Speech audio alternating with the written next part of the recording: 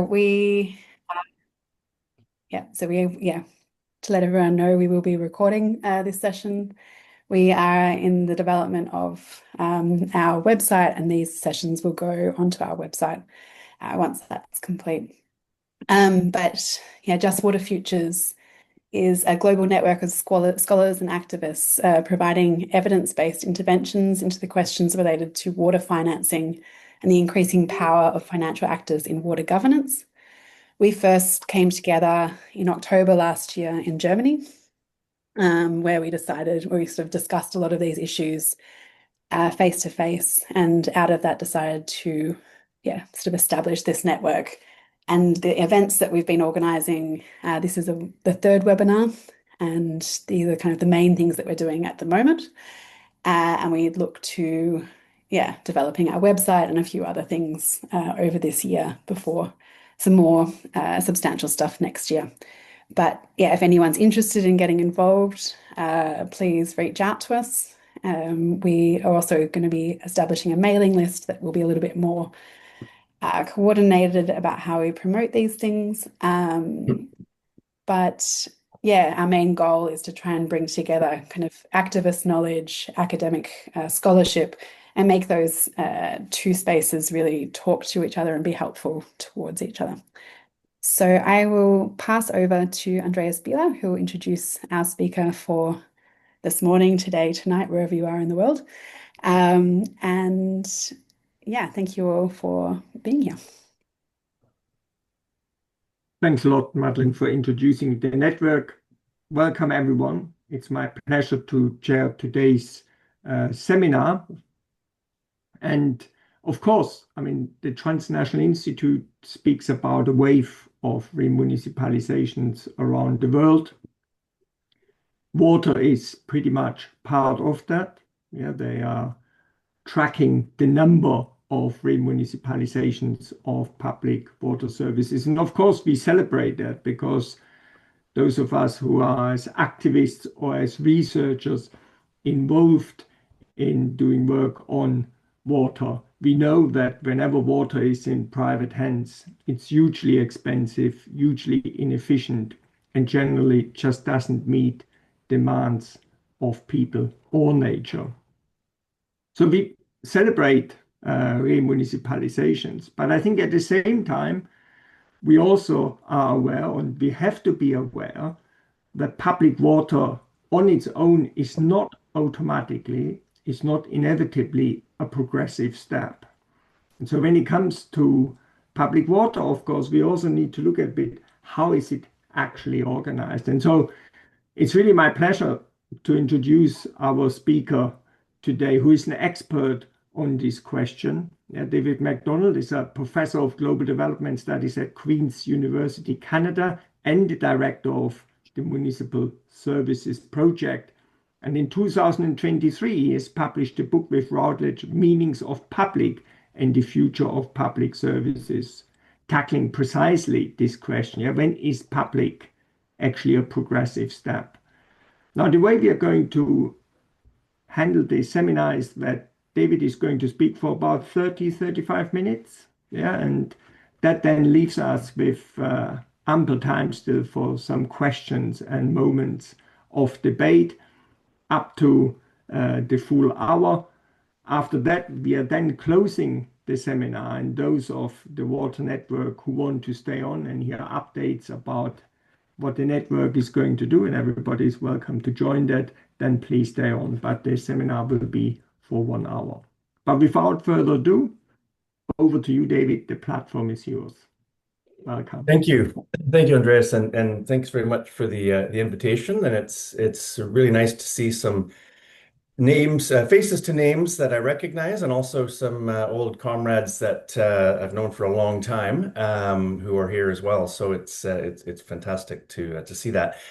I know, Andreas, you asked me to speak specifically to that book, Meanings of Public. I'm going to sort of, because I wasn't quite sure the audience, I'm going to give a little bit more of a kind of overview of the way that book came about, and a couple decades worth of research with a focus on water.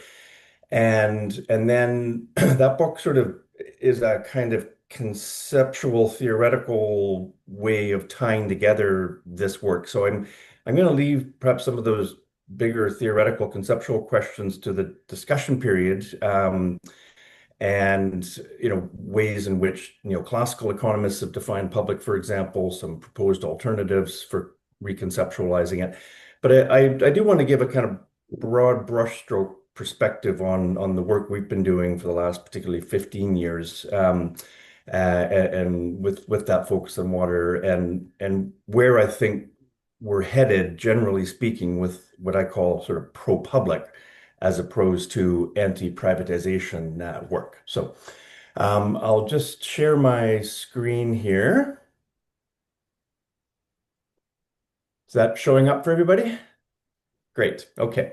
So anyways, those are my details there. If you want to reach me at Queen's University, always happy to hear from people. Why am I not able to scroll down here? Oh, there we go. It's just a little jumpy. Okay. Did that just go down one or two? It's a very sticky slides here. Okay. Anyways, here we go. All right. So our Municipal Services Project started in 2000 with a focus on South and Southern Africa, and we were looking at the problems of privatization. And frankly, it was not very difficult to find these problems, and we did a lot of case study work, a lot of theorizing around what was happening with not just water, but healthcare, waste management, electricity, that was more the kind of commodification and corporatization of these services. At that point, the African National Congress wasn't outright privatizing too many things. So it was a great way in the post-apartheid era to sort of wrap our heads around a very complicated political, conceptual kind of landscape. And so we spent many, many years trying to get a handle on what was happening there. And Alex Loftus was part of that research project. And when I say privatization, I do mean in its full range of forms. And on the far left of my spectrum on this one here, even when the public owns and operates a service, it can be heavily, heavily commercialized. And this is, in fact, what was going on in South Africa.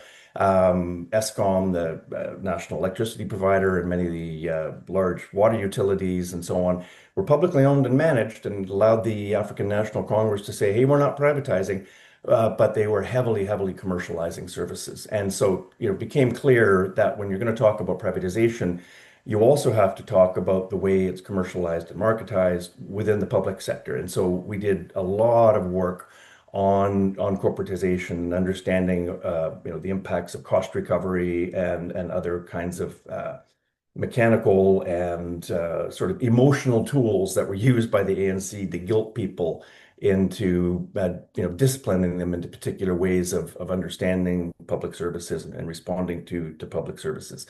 And then this sort of complicated mess of public-private partnerships, right out to full divestiture of services. So we've spent a lot of time looking at all of these various ways of doing things. And the corporatization thing, I think, is particularly important because it is everywhere. It would be very, very difficult today to find a water utility or an electricity utility, are the two big ones that aren't corporatized in some way, where they're arm's length from the state or the government agency that owns them. And as we've written in a number of places, there's nothing inherently bad with corporatization. It can be a really good way to provide accountability and transparency, et cetera. It's all about how you corporatize, why you corporatize, and the extent to which this commercial logic and other forms of marketization and increasingly even financialization within the public model creep in. So corporatization is everywhere, and it's important to understand that the way things are ring-fenced and the kinds of commercialized behaviors that come along with this. And in the South African case, essentially, these corporatized public utilities were acting even worse than some of the private utilities have elsewhere, in part because they had this kind of moral authority behind them, particularly with Nelson Mandela's government Desmond Tutu, et cetera. So there was, again, a very complicated political and cultural landscape around this. Financialization, I won't get into really here, but obviously another big wave of kinds of privatization that are happening, particularly with privatization. But again, we're even seeing this with public sector ownership and increasingly with public sector unions that are taking over control of utilities in this kind of very messy terrain between what's public and what's private. And as you may or may not know, all of the privatized water utilities in Chile are owned by the Ontario Teachers Pension Fund in Canada. And this is a public sector union that opposes privatization, but their pension fund owns this and many other public services. So again, where are these lines between public and private? And what I've been trying to do in my work, our work, is to say that there is no simple binary, that it's a very complicated and often contradictory set of forces around what constitutes public and what constitutes private. So, anyways, after a decade of this work, it sort of became like shooting fish in a barrel. It's so easy to criticize these privatized models. And so we really started to get serious about saying, okay, we know what we don't like. What do we like? What are we for? And what kinds of public services do we want to promote and why? And so the reality is that the vast majority of water services in the world are still publicly owned and operated. And yet we know that we still have a severe water crisis. So to blindly, as Andreas was saying, to blindly celebrate publicness is problematic. We're still, depending on how you want to count things, billions of people without access to adequate, safe, reliable, affordable water and sanitation. And I'll just say this: sanitation is often the neglected half of the sewer, water and sanitation discussion. It's not as sexy as water, but in many ways even more important, because if you don't solve the sanitation and sewage issue, you're not going to solve the water issue. It behooves us. We just simply have to be critically minded around what we mean and what we are celebrating when it comes to publicness. So our goal has been to, over the last 15 plus years, has been to try and identify what would seem to be relatively successful public water and sanitation water operators, and look at them through a critical academic lens. And what have they done well? What haven't they done well? What is reproducible or not? To what extent is it something that depends on the kind of local political, geopolitical, economic dynamics? Is something in Argentina reproducible in France or in Burkina Faso? And to some extent, yes, there are some basic sort of guidelines and reference points that I think make sense around the world. But every case is unique in the end as well, and trying to get a balance on what's unique and what's common between these kinds of different utilities. So, but these are the kinds of things that we can very easily accuse thousands and thousands of public water operators around the world for being very, very poor at. And this is particularly true in the global south. But it's true in the global north as well. And we're seeing, increasingly water poverty in wealthy places like Canada and the US. And, in our case in Canada, our First Nations communities, Indigenous communities, many of them are still on water boil advisories. They just don't have adequate sewage and sanitation. In fact, less than a half an hour drive from where I'm sitting right now in the Tyendinaga First Nations community, there are still households without proper water and sanitation. I mean, it's despicable. And so, when I speak to First Nations people in Canada about celebrating public water, they look at me like, what are you wanting me to celebrate? So again, it just underscores the point that a simplistic binary around public is good and private is bad is just simply not adequate. We need to be more sophisticated in our understanding of this.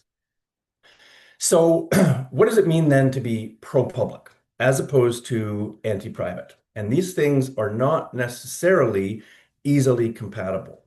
Most of us who have come to the pro-public position have started in an anti-privatization position. But some of the rhetoric and analytical frameworks, et cetera, don't carry through simplistically. And so I've been arguing for a long time that we need to not necessarily separate the two things out, but we can't just assume that that there are tensions between these things, and some of them I'm going to point out today. So I just want to give a sense of where I think this pro-public research agenda is at, where it's come from, where I think it's heading, and who's doing the research, and a sense of where I think it could be heading and should be heading in the future in terms of particularly the work we've been doing on public financing and public banks. So these are the kinds of things that I think we have to be arguing universally, is that it's not just business as usual. We're not just saying if something has been privatized, we want to go back to some so-called golden age of public services. Even at the height of the welfare era, there were all kinds of racialized and gendered forms of bias in our public systems, healthcare, water, electricity, et cetera. So there has probably never been a perfect, and probably never will be a perfect water or public service model.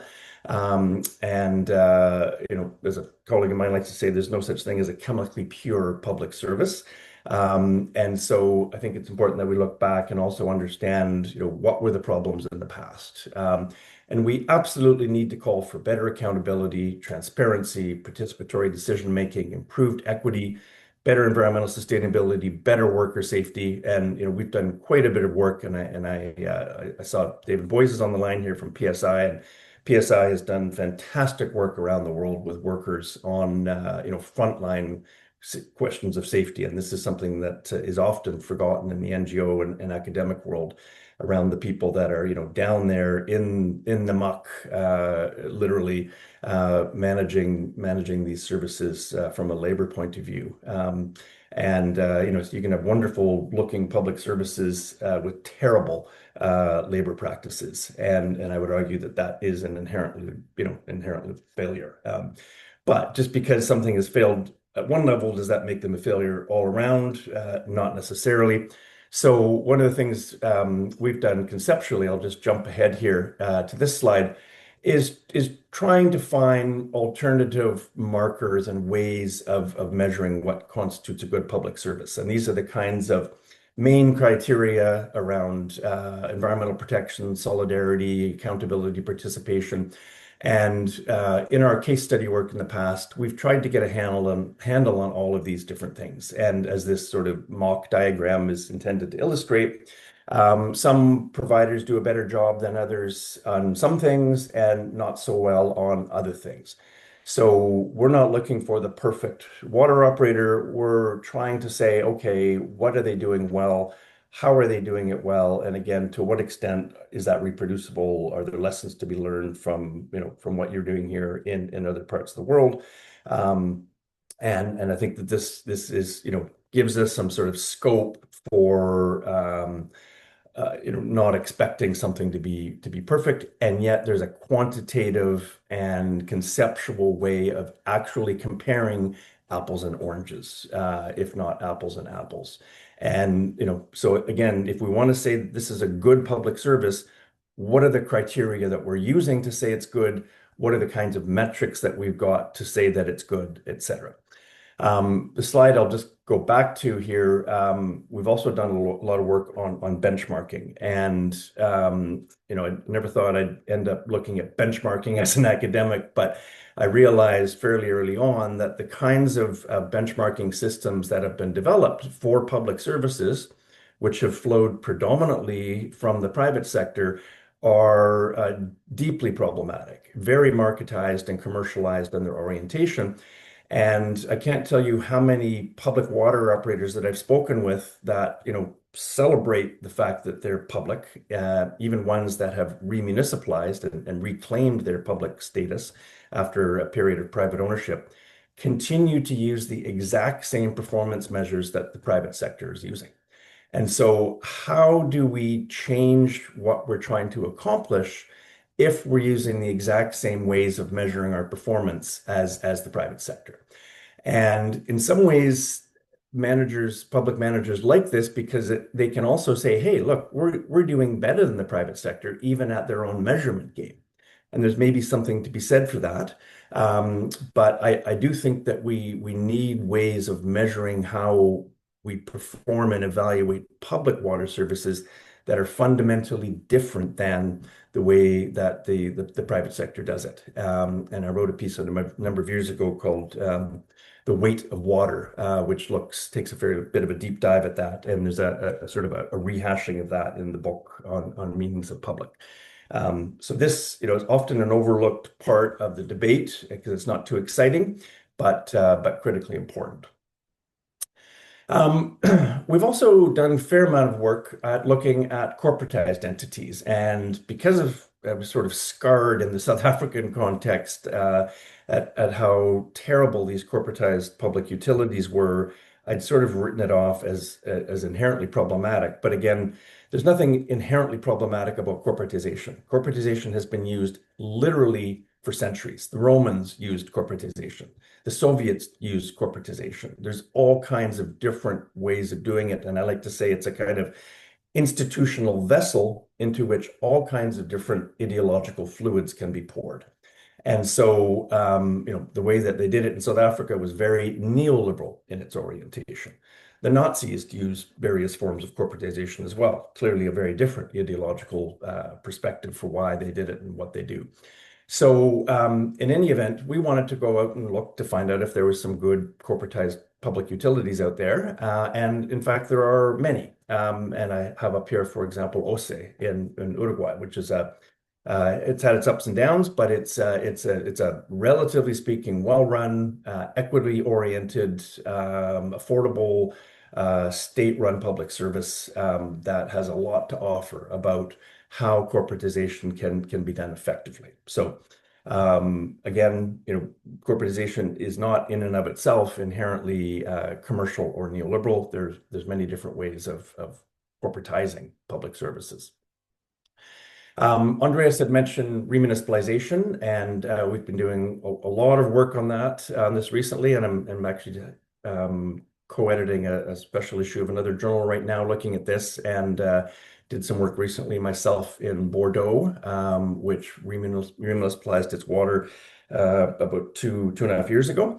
And again, there's nothing inherently good about remunicipalization. There have been many cases where it's been done, such as in Hungary, for deeply problematic reasons about controlling water and having political control of water. The World Bank has promoted corporatization, or sorry, rather remunicipalization in some cases, and again with a kind of commercial push. So in Dar es Salaam and in Tanzania. We've tended to focus on more progressive forms of remunicipalization, like in Paris, like in Bordeaux, and many other examples of this. And TNI has been tracking this along with a group in Scotland. And so there's lots of interesting cases out there. But we have to ask ourselves, okay, well, so your public, what is it? What kind of public service are you offering? Are you accountable? Are you equitable? Are you participatory?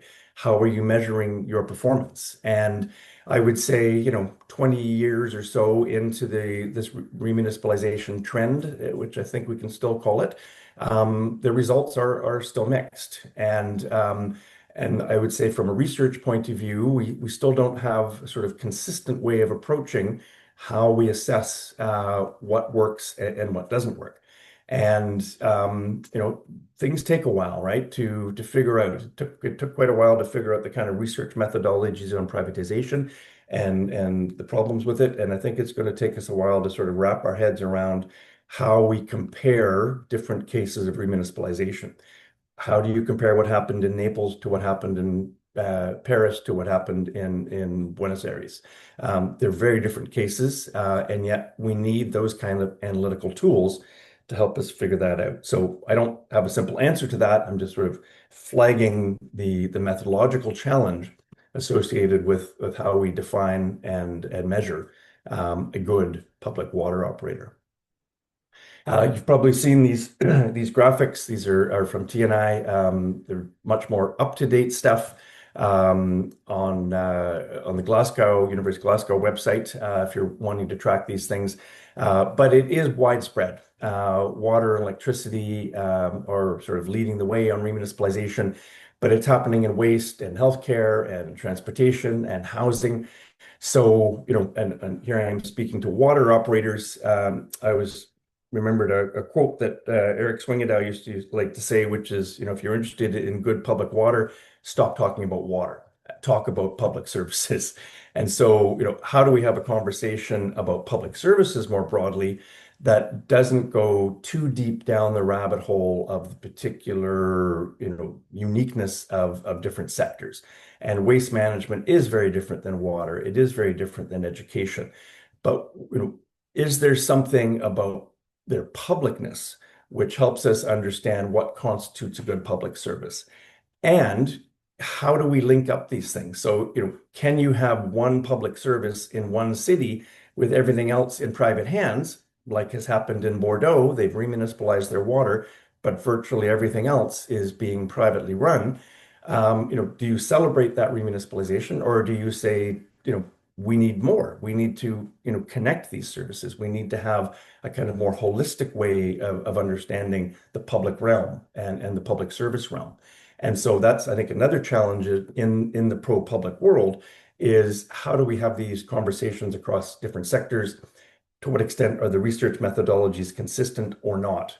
And that was, again, something I was trying to accomplish in this Meanings of Public book by looking more broadly at public services.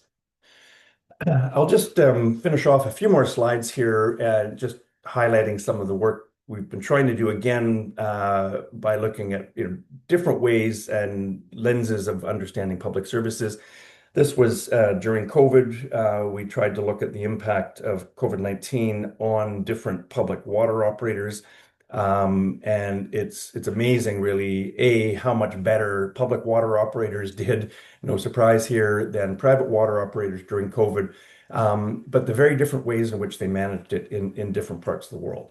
And again, a methodological challenge. But I think the kind of thing that we as pro-public researchers need to figure out, what are the kind of commonalities and consistencies that we can pull out of this and celebrate, and what's unique, and perhaps we shouldn't get ourselves too worked up about the the specificities of what goes on in local places. Mostly what we've been working on lately are public banks, and my colleague Tom Marois at McMaster University is really the expert on this. I've been learning as we go here. And if you're not familiar, we basically define public banks as state-owned banks, but the kind of institutional structures and ownerships can be very different. So we tend to use the word sort of state-controlled or state-organized. And sometimes that's partial ownership, sometimes it's full ownership.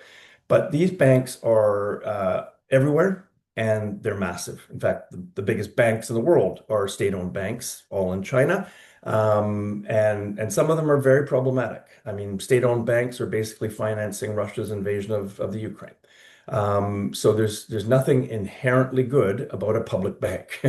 Some are deeply problematic. The World Bank is a public bank. Now it's a multilateral bank. We're focusing on national and subnational banks, and there's a lot of really interesting municipal level banks. And the book here, Public Banks and Public Water in the Global South, we look at some municipal level banks as we have in Europe as well.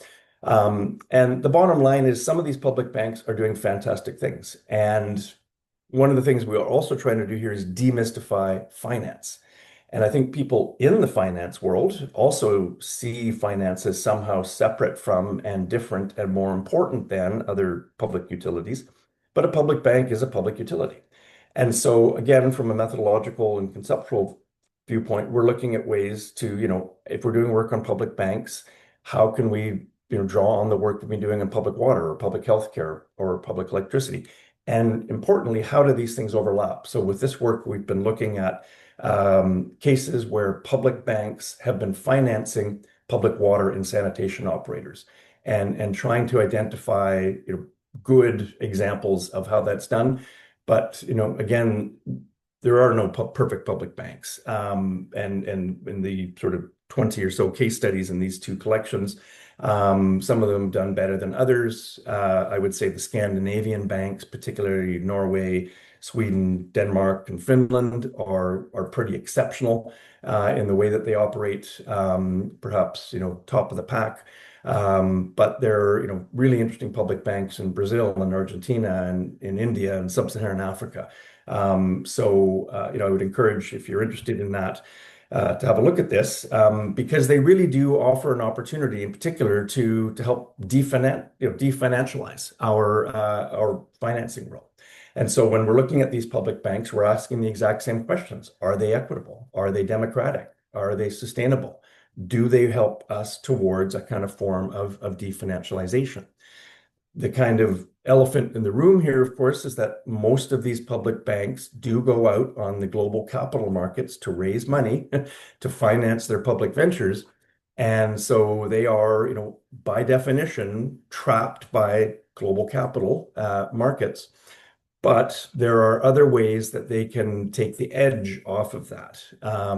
And to definancialize services. And Munifin, which is one of the examples on the screen here, is a Finnish municipal-owned public bank, and part owned by the public pension fund of municipal workers.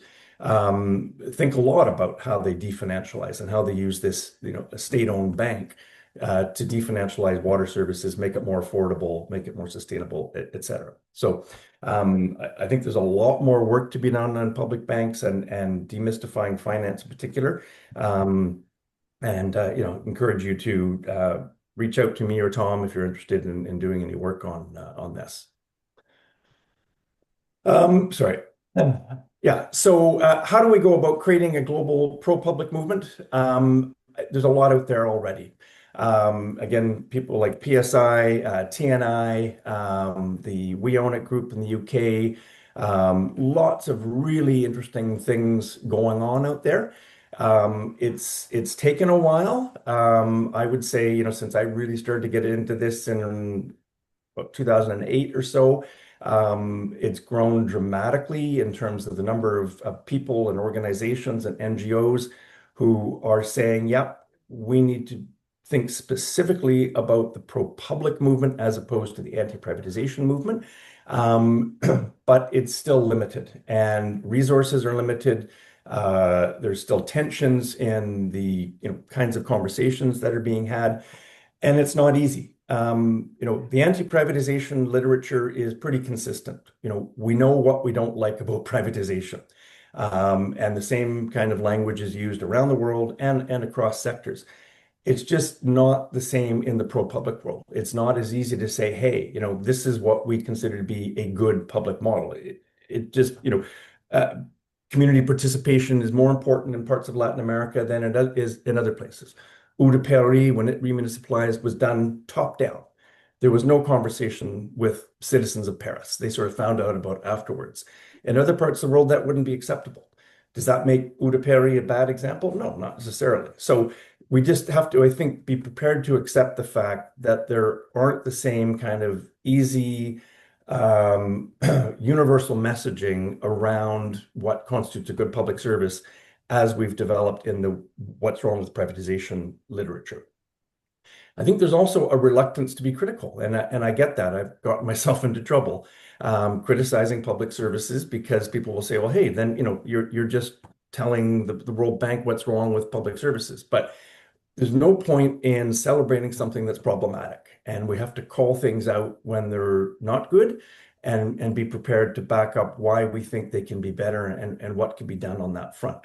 But I know that a lot of these groups are the same. It's unions, it's NGOs fighting privatization at the same time pushing for pro-public services. And it can be difficult to be critical of public services while at the same time you're wanting to fight privatization. So I understand that. and there's very limited resources out there. I could count on probably one hand the number of research bodies that are focused singularly on the pro-public question. And so it's difficult to pull together the kinds of money needed to do this research. Anti-privatization work, it's still very, very important, but it still dominates the research landscape. And so I think collectively we need to start thinking about, okay, do we need to start putting more resources, applying for more grants on the pro-public question specifically. The good news is it is growing, and there's increasing political support for this. In fact, I just got an email yesterday from a radio station in San Francisco wanting to interview me about the remunicipalization question. And so, and the public bank interest is growing. In fact, of all places, the United States is probably the most dynamic place right now, particularly California and New York, grassroots movements demanding public banking. And so, we're seeing it across a wide range of sectors, literally around the world, at the grassroots level, unions, NGOs, and it is a growing field of research. So, I think there's a lot of positive messaging to come out of this so far. And a lot more to come. The reality is the privatization is not going away. Here in Canada, it's actually ramping up.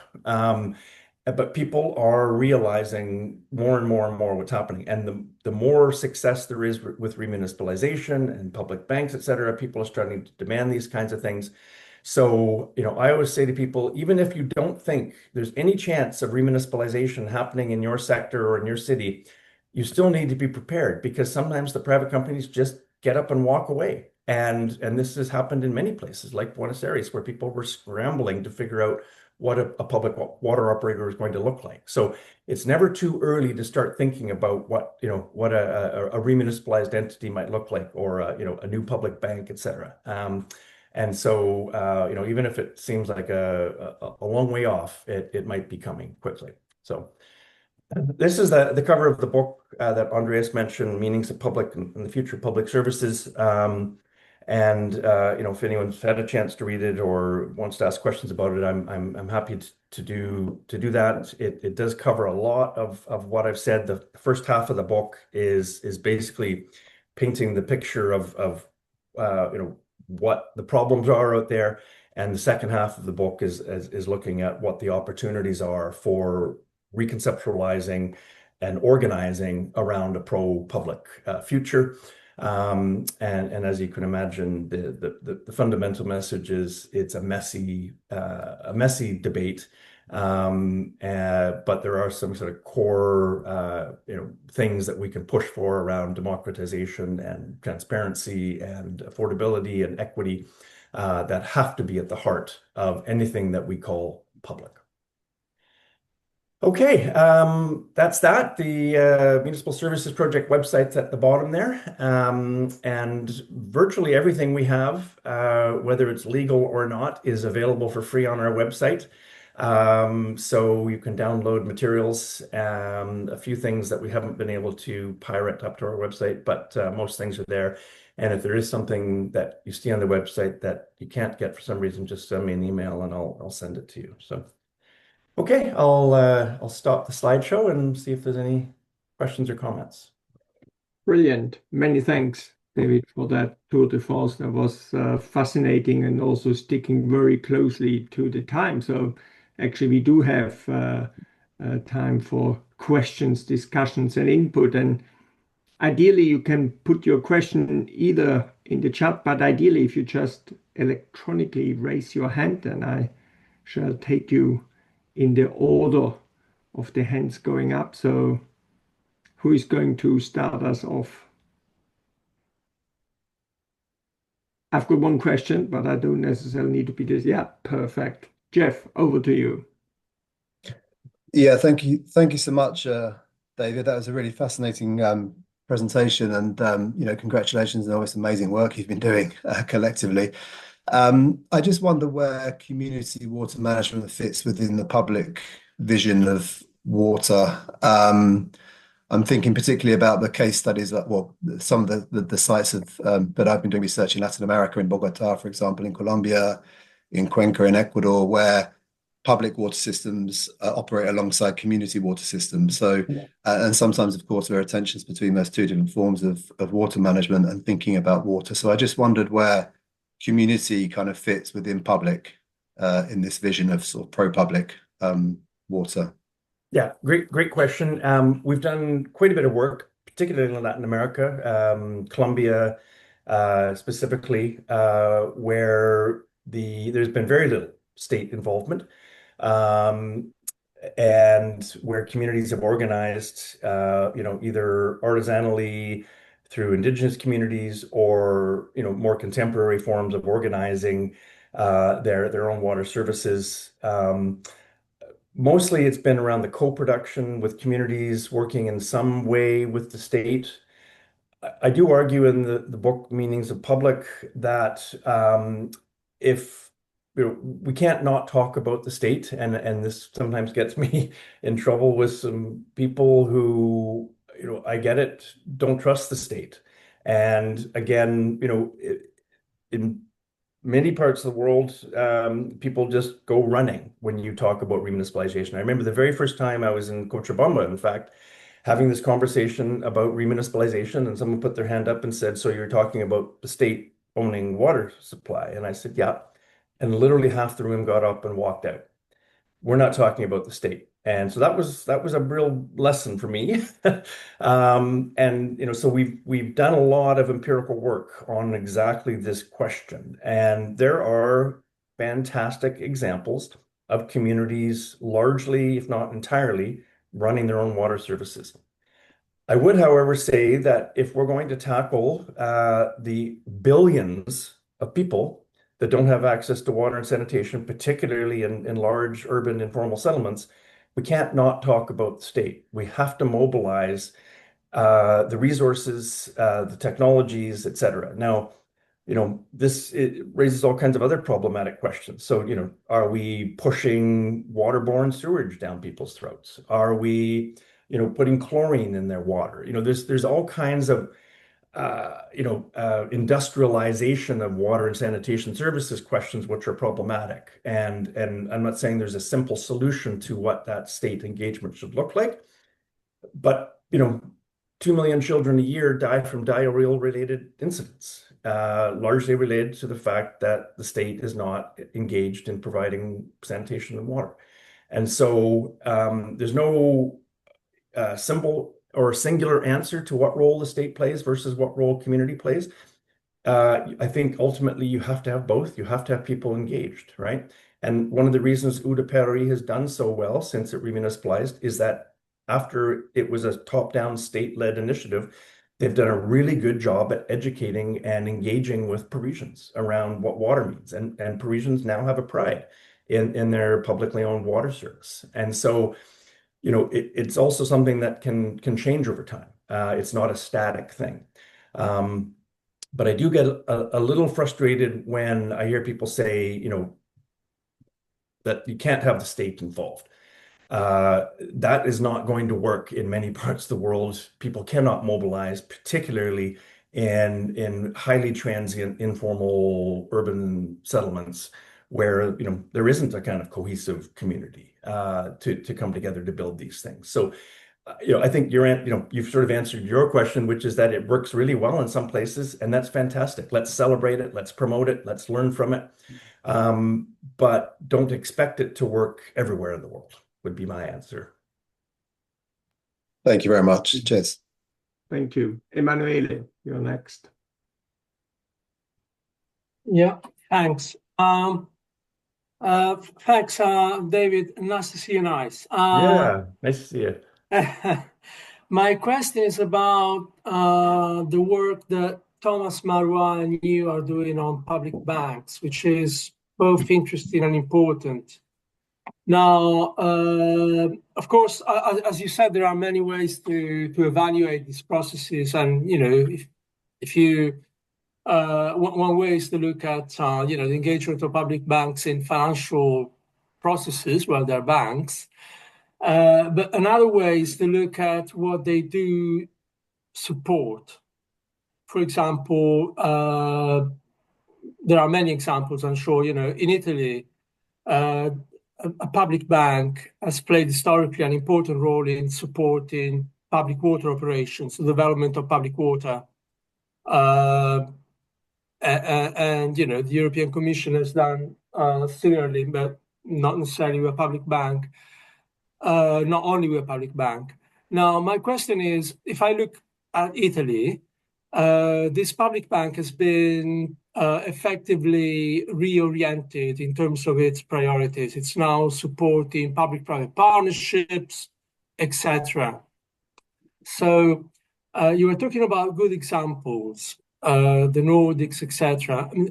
What are good examples of public banks that are still supporting the development of good public water operators, progressive public reforms in the water sector? Thank you. Yeah. I would say probably the best example in the world is Banco Popular in Costa Rica. And it's actually a worker-owned bank. The national government does not have ownership of the bank, but they manage the bank. It's kind of a complicated ownership and governance structure. But they have done some really, really interesting work. And they help to finance small community-owned water systems and renewable energy systems. They have a whole sort of gender department. In fact, Susan Spronk, who you also know, Emanuele, is putting together a collection right now. We're looking at the sort of gender dynamics of public banks, both how gender issues affect the way that they lend, as well as their own internal operations. Are they good places for women to work at? And so, that work is ongoing right now. But one of the case studies is Costa Rica, and it looks to be quite promising right now.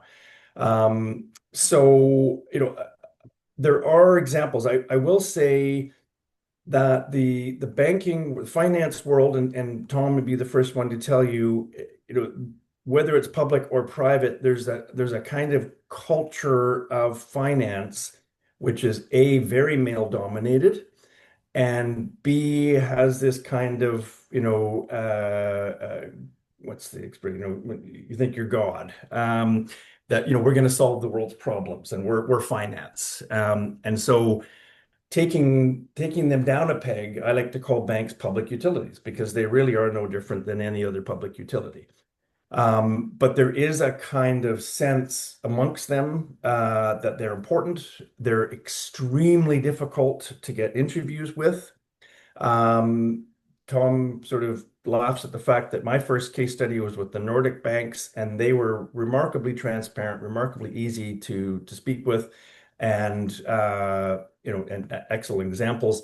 I've since realized that it's not that easy to get into some of these banks. In fact, it's impossible to talk to some banks. So I would say, compared to, say, the water and energy and healthcare fields, the public banking side is much more opaque, much more problematic. And I would say there are not a huge number of examples of the kinds of things that we would want to see happening as pro-public, equity-oriented, sustainable kind of human beings.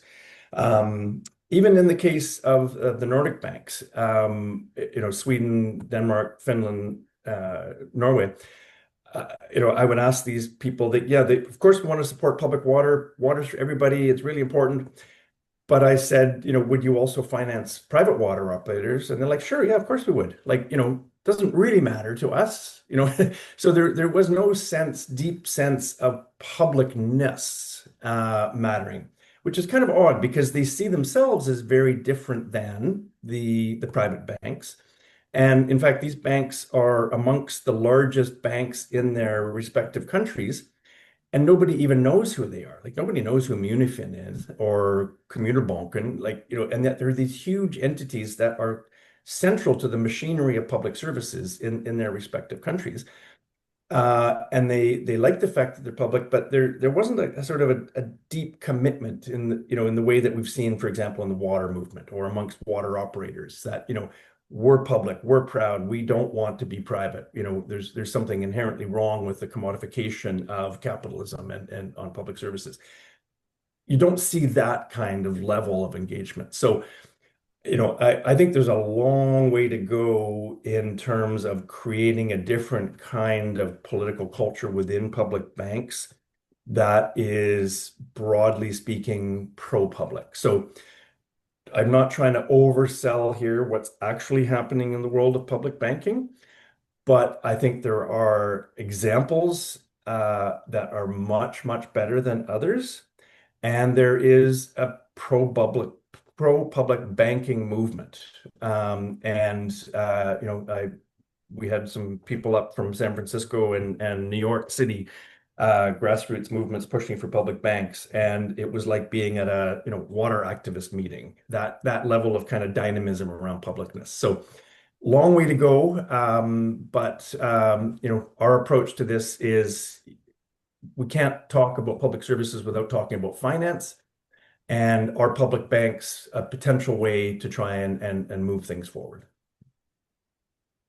Thank you. Lina.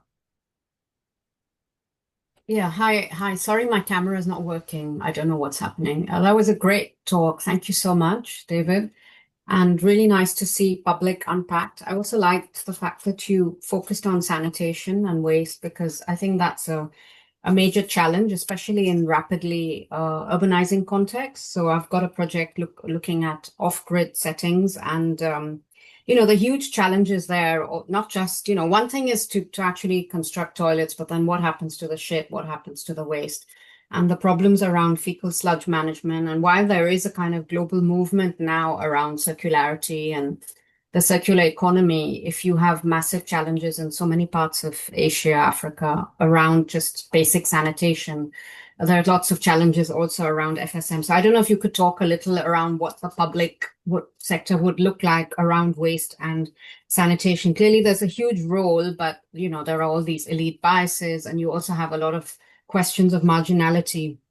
And the second point was, while I think it's good for this community to be aware of. So yeah, there are all these challenges around public, but these are pretty much the arguments used then by like the Global Commission on Water and other people to say, okay, so that's why we need everybody involved. We need co-production. We need these partnerships with everybody. And, there's no money anyway, often at the municipal level. So that's why we need all these different actors, including the private sector. So in a way, I guess one needs a sort of strategic discourse, even vis-a-vis others. And one is to unpack things critically amongst friends. So I guess those are my 2 points. Yeah.